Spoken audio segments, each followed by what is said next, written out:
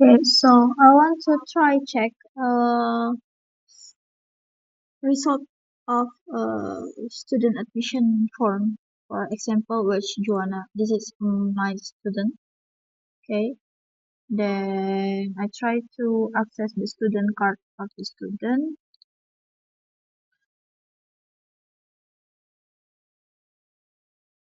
After I already submit admission form, I want to compare and matching the data. Okay, after that, I access the registration form. This is the form that I completed. Okay, it is verify information. In here, okay, I check there is a date of birth. Okay, next October 2000 and postal code of birth also.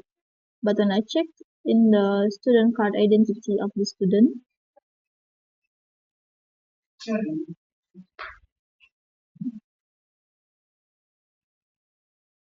it's not populated in there. Date of birth, date of birth, okay, okay, but the postal of birth is populated. Place of birth, place of birth, okay, place of birth, transfer of birth, place of birth, transfer of birth. Okay, still not displayed here. Yeah. So we need to check all the data in here. We need to populate it in there also. We should there is a date of birth, date of birth, okay, populated.